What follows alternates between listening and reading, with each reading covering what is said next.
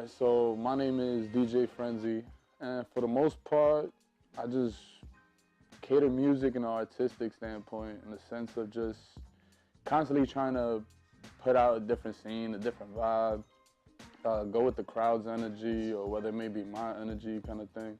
But I always like to say all my sets is different, it's never the same thing.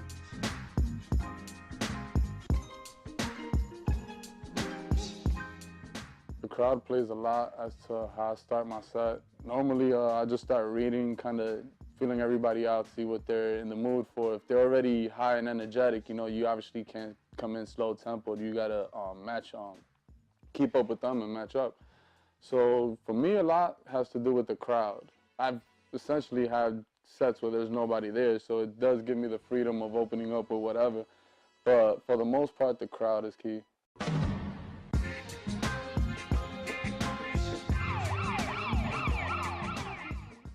I'm big on is that whole baile funk, and that's that whole Brazilian wave that's pretty much in the works. So I'm like big on that, and there's like this new little cross fusion I've been doing my research on, where I guess this new producer in the work, he's pretty much creating the whole dembow and baile funk and kind of fusing the two together and creating that one rare sound, So that's kind of the whole wave I've been on lately.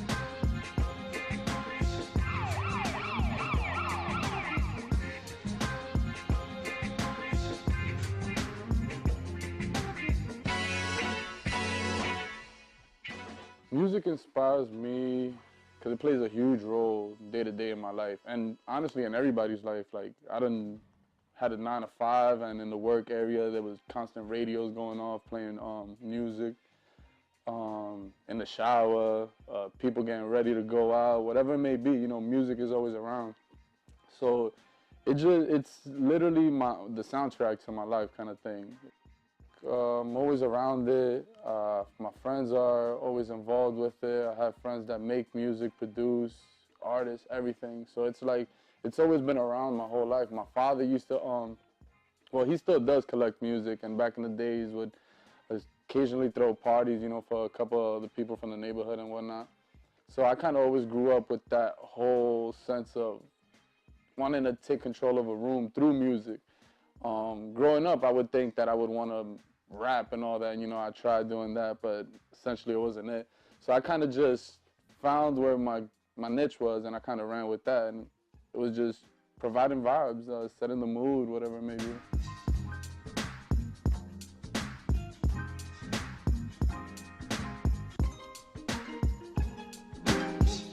I was nervous as hell for my first gig. It was actually down at Locksmith, and yeah, I remember I had like 2 whole weeks just like prepping, not even a whole week, like pretty much a month, where I was just locked in a room because it was like my first big set. Like, I'm finally gonna play for somebody outside of my crib, So I was just like, damn, I just had to make sure everything was perfect.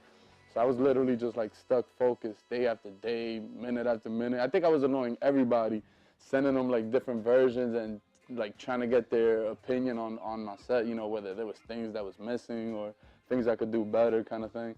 So I definitely remember it. It was definitely like a shocker. It was, to this day, I still get the same stage fright, but occasionally I just kind of go back to that day, and it's funny because even as I created that whole set list and everything, telling myself, all right, this is my go-to, when I got there, I just completely like forgot all that and just winged it the whole night, and it worked.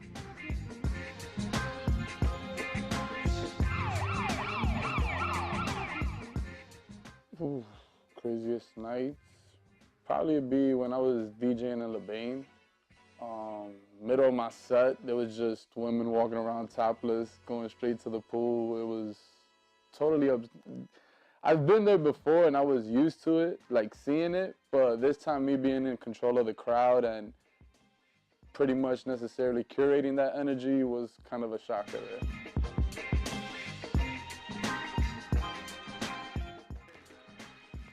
It's about to turn therapeutic for me. I'm about to just kick back and let y'all know my problem. Like, yo, hold on.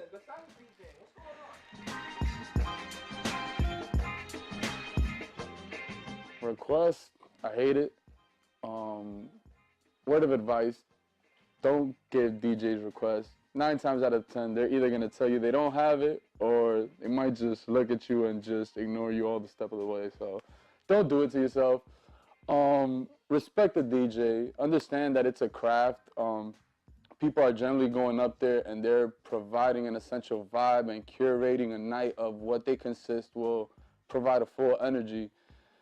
If it was the case where a request was easily taken left and right, then anybody should just plug up their cell phones and, play their iTunes and just allow that to go on, Like, it's the same way as if you would to pay to see one of your favorite artists at a concert. You're not going to sit there and tell him what songs, or tell her what songs to sing or not sing, You're kind of going to just sit back, enjoy it, and then appreciate it from there, So it goes to the same saying with DJs. Just avoid the whole request. Me personally, I don't take it, and if I do even play a song that was requested, I'm cutting it short.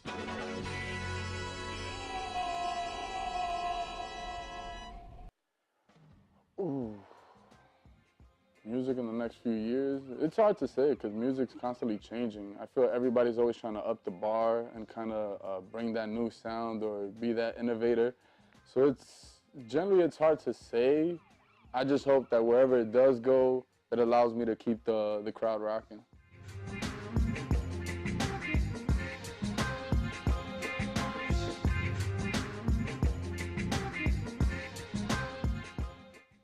All right, you know what it is. It's your boy Fren, and you are watching me on Stereo, Always More Music.